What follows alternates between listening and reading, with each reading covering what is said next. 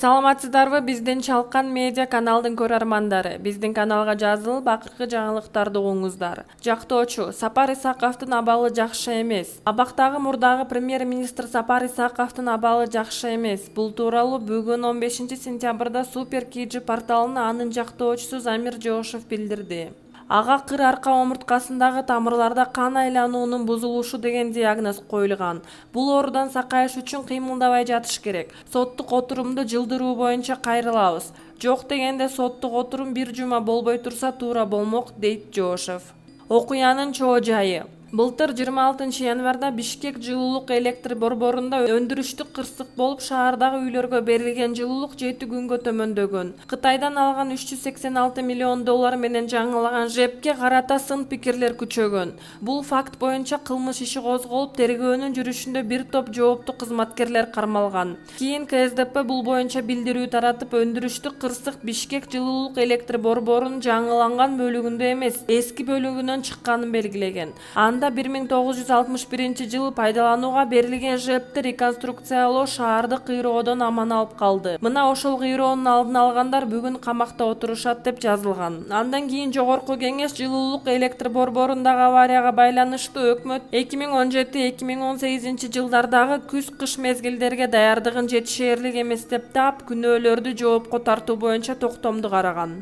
Бишкек жылуулук электр борборун жаңылоодо коррупция беренеси менен айыпталып жаткандар мурунку премьер-министрлер Жантөрө Сатыбалдиев, Сапар Исаков, депутат Осмонбек Атамбаев, Улуттук энерго холдингдин мурунку директору Айбек Калиев, электр станциялары ишканасынын мурунку жетекчиси Салайдин Авазов, электр станциялары ишканасынын башчысынын мурдагы орун басары Жолдошбек Назаров, жылуулук электр борборун модернизациялоо башкаруу боюнча топтун мурдагы аткаруучу директору Темирлан Бримкулов, жана мурдагы каржы министри Ольга Лаврова.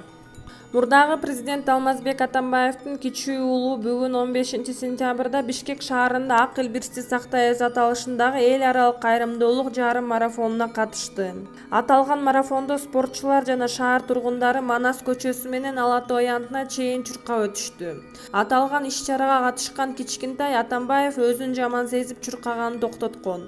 Кадыр Атамбаев жергиликтүү журналисттердин бирине чуркап бара жатканда өзүн жаман сезгендигин жана буга чейин бир дагы жолу чуркап көрбөгөндүгүн айткан. Маалыматтарга таянсак, байге фонду 4,5 миллион сомду түзгөн. Түшкөн каражаттын 50% Ак эл бирсиз сактоо боюнча глобалдык фондко жана аларча жаратылыш паркына жумшалат. Кыргыз аялга үйлөнсөм, бизнесимдин баарын тартып алып, өзүмө айтпай ажырашып кетти, дейт Түштүк Кореялык ишкер. Бүгүн 15 сентябрда Түштүк Кореядан келген ишкер Ли Химан өлкөдөгү укук коргоо органдарынан нааразы экенин айтып чыкты. Бул тууралуу ал Супер медиа пресс борборундагы маалымат жыйын учурунда айтты. Химандын айтымында ал Кыргыз өлкөсүндө кыргыз аялга үйлөнгөн, бирок аялына болгон ишеними акталбаганын журналисттерге айтып берди. Ал Ысык көлдүн Тоң районунан эле. Менин бизнесим жакшы жүрүп жатканда ал аймактагы көптөгөн адамдарга жардам көрсөтүп жүрдүк. Кийин Түштүк Кореянын Кыргыз мамлекетиндеги ассоциациясына ишке орношуп калдым. Бул учурда бизнеске убактым болбогондуктан ишкерликти жүргүзүүнү аялыма ишенип дайындап, жардам берип турарымды айттым. Көп өтпөй аялымдын көзүмө чөп салып жүргөнүн өз менен көрдүм. Көз алдымда үй бүлөм талкаланып жатканына жүрөгүм ооруду. Бирок аялым эми андай иштерге барбай турганын убадалап, кепилдик катын жазып берген. 4 ай өткөндөн кийин ал менин мүлктөрүмдүн баарын туугандарына өткөрүп, өзү сотко ажырашуу тууралуу арыз жазып, ал жердегилер бизди ажыраштырып койгонун билдим, деди ал. Ошондой эле Түштүк Кореялык жаран бул боюнча укук коргоо органдарына кайрылганын, бирок алар бул ишти териштирбегендигинен, тескерисинче анын акчасын алып коркута баштаганын кошумчалады.